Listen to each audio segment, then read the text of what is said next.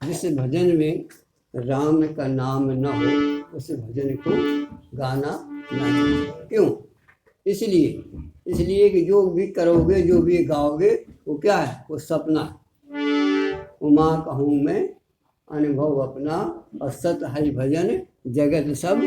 और सपना में क्या होता है? सपना में क्या अच्छा क्या बुरा, जाग जाओ सब बेकार। ये संसार क्या है?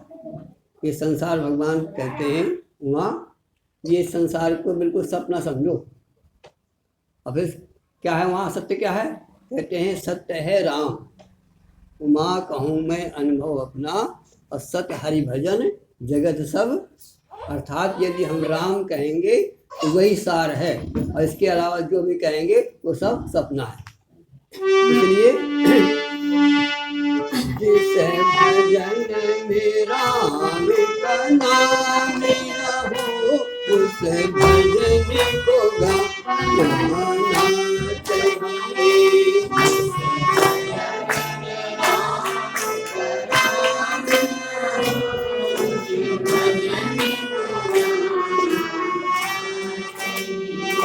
जिस काम में राम का काम न हो उस काम को करना ना चाहिए। जिस काम में राम का काम न हो उस काम को करना ना चाहिए। जिस बात में राम की बात न हो उस बात को करना चाहिए। जिस बात में राम की बात न हो उस बात को करना चाहिए। ये हमारे महान पुरुषों का शास्त्र का कहना है। लेकिन हम क्या करते हैं? हम बिल्कुल उल्टा करते हैं। जिस बात में राम की बात होती है, या जिस बात में, जिस काम में, जिस गीत में राम का नाम न हो, वो क्या है? और हम उल्टा करते हैं कि हम सब कुछ करते हैं लेकिन राम को भूल जाते हैं। कारण क्या है? किसी ने कहा है दो बातों को भूल मत, जो चाहे कल्याण। क्या? दो बातें हमें याद करनी है। कहते हैं क्या? दो बातों को भूल मत, जो चाहे कल्याण। नारायण को ज्योति भगवान। देखो दो बातें हैं, और हम उन दो बातों को कभी भी बैठ करके या चिंतन करते हुए कभी भी कुछ भी करते हैं, लेकिन दो बातों पर ध्यान ही नहीं देते। जबकि हमारे सद्गुरु सरसाथ कहते हैं यदि अपना कल्याण चाहते हो तो एक भगवान को और एक मौत भी, क्योंकि मौत निश्चित है, लेकिन हम मौत की याद क्यों नहीं करते? कारण मौत हमें दिखाई नहीं देती। और शायद कोई फरसा लेकर हमारे सामने आ रहा हो, पीछे लगा हो, तो बताओ याद आएगी नहीं? मौत हमको दिखाई नहीं दे रही, इसलिए हम उसकी याद भी आती नहीं। इसी तरह से परमात्मा है। परमात्मा की याद क्यों नहीं आती? क्योंकि परमात्मा दिखाई नहीं देता। दो चीजें। तो धन्यवाद के पात्र कौन है? जो इन न दिखाई देने वालों को देखे, इन न समझने वालों, न समझ में बात आने वाली को बात को समझ ले, क्योंकि ये दो निश्चित हैं। मौत निश्चित है और परमात्मा निश्चित है। परमात्मा ना होता तो हम तुम ना होते। अच्छा बताओ, आपके पास अंगूठी है और अंगूठी में यदि सोना ना होता तो क्या अंगूठी हो जाती? चाकू है आपके पास, चाकू में यदि लोहा ना होता तो चाकू हो जाती। इसी तरह से ये संसार, इसी तरह से हम तुम, यदि परमात्मा ना होता तो हम होते ही नहीं। और प्रमाण देखो, ईश्वर अंत जीव अविनाशी,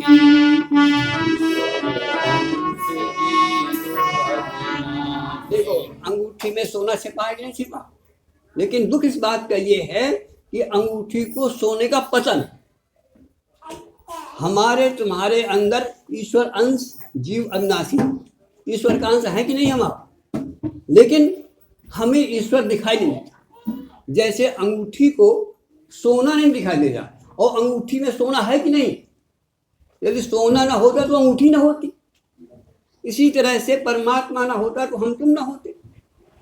शास्त्र कहता है, सद्गुरु कहते हैं कि भैया तुम उसी के अंश हो। अंगूठी को समझाया जा रहा है, ए अंगूठी तू सोने का ही अंश है। लेकिन दुख इस बात का ये है कि हम आप उसी में रहते हैं।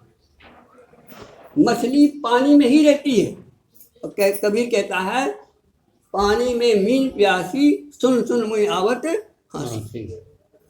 अंगूठी सोने में रहती है, लेकिन अंगूठी को सोना कभी याद नहीं। हमारे तुम्हारे पीछे, हमारे तुम्हारे अंदर परमात्मा ही लबालब भरा हुआ है, लेकिन हमें तुम्हें परमात्मा की याद। दूसरी बात, हमारे तुम्हारे पीछे मौत लगी हुई है।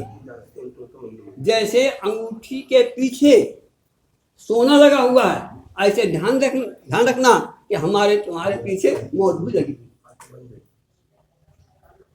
लेकिन दुख इस बात का ये है कि दोनों चीजें हमसे टच हैं, लेकिन हम दोनों से अनभिज्ञ हैं। इसी को कहते हैं कि बिन सत्संग विवेक न होई,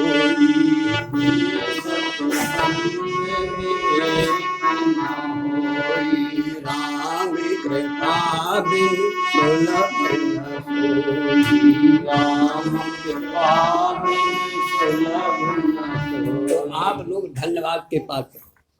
क्यों? कि हमारे तुम्हारे पीछे एक बहुत बड़ी शक्ति लगी है, जिस शक्ति के कारण हम आप इस तरफ खींचे आए। बिनु सत्संग विवेक न होई, और राम कृपा बिन, यदि राम की कृपा न होती तो हम तुम यहाँ पर बैठते नहीं। हम तुम पता नहीं क्या करते और उसका परिणाम क्या भोगते। तो जब बुरे का परिणाम बुरा होता है तो अच्छे का परिणाम अच्छा भी। इसलिए आप लोग भाग्यशाली हो।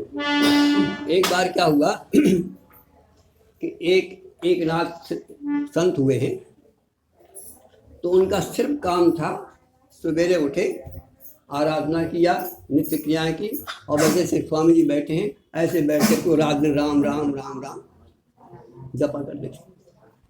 एक बार क्या हुआ, साधक एक गया, उनका महाराज क्या बला पाले हो आप, आपका क्यों मन जो है इतना परमात्मा में लीन रहता है, और हम आप और हमारा मन देखो, हम कभी भी कहीं भी जाएंगे तो सारे संसार की बातें होती हैं, हमारा मन परमात्मा में लगते नहीं।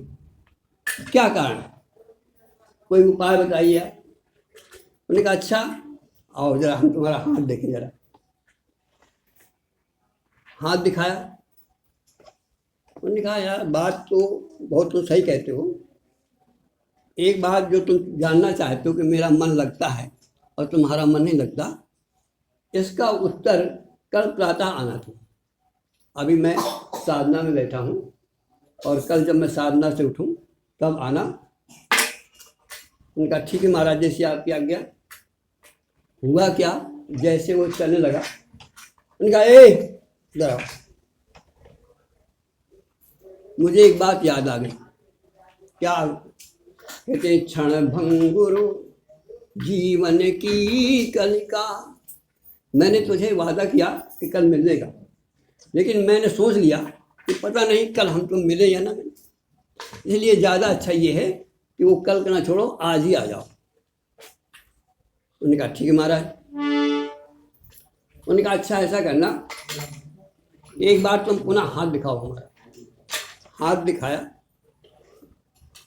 उन्होंने कहा दुख इस बात का है कि तुम्हारी हस्तरेखा ऐसी बता रही है कि मुझे ऐसा लगता है कि कल तुम्हें प्रातः का सूर्य नहीं देखने को मिलेगा। अब उसका तले से ऊपर तक आग लग गई। और महाराज ने कहा मैं इस समय तो जो तुमने प्रश्न पूछा है उसका उत्तर तो नहीं दे पाऊंगा, लेकिन कल सूर्य निकलने के पहले आ जाना। क्यों कि मुझे ऐसा लगता है कि कल तुम्हें सूर्य देखने को नहीं मिलेगा। अब मजबूरी थी उसके पास, महाराज की वाणी थी, उसको बैठ गई दिल में कि पता नहीं कल क्या होगा। गिर गया चरणों में। उन्होंने कहा कुछ भी हो, कल सूर्य निकलने के पहले आना। चला गया वो। जाने के बाद अब बताओ जरा, उसको रात में नींद आएगी? अब उसको क्या याद आएगा? दो बातों को भूल मत। अब जो कभी चिंतन न करता, जाकर के ऐसो आराम विषयों में जो है आनंद में लेटा था, वही व्यक्ति आज जा रहा है। और क्या दिमाग में है? दिमाग में ये है कि कल क्या होगा, कल मुझे कौन मिलेगा कौन नहीं मिलेगा। अब बताओ क्या उसको रात में नींद आएगी? क्या वो भोगों में लिप्त होगा? वो क्या पत्नी और पुत्र से मिलेगा? एक एक क्षण उसका, एक एक सेकंड अब राम राम में जा रहा है। क्यों? क्षण भंगुर जीवन की कलिका, कल प्रात को जाने खिली न खिली, मलया गिर की सुच शीतल। सोच रहा ये हवा मुझे कल देखने को नहीं, ये सूर्य कल मुझे देखने को नहीं, ये मेरा परिवार कल मुझे मिलेगा नहीं। मलया गिर की सुच शीतल, मंद सुगंध समीर मिली। क्यों कि कलिकाल कुठार लिए फिरता। अब जो कभी देख ना पा रहा था, अब बोलो उसकी नजर में आ गया। इसी तरह से हम आप भूले हैं, कलिकाल कुठार लिए फिर रहा है, पता नहीं किस क्षण कल हम तुम पता नहीं इतने में कौन होगा कौन नहीं। इसलिए बंधुओं, इसलिए एक मौत को और एक परमात्मा को यदि याद रहा तो हमारा जीवन जीवन बनेगा। और उस संत की तरह हम आप भी संसार में, संसार को पार करके और सबके प्रिय और सबके सब कुछ हो जाएगा। बोलो वृंदावन बिहारी लाल की हरिओम।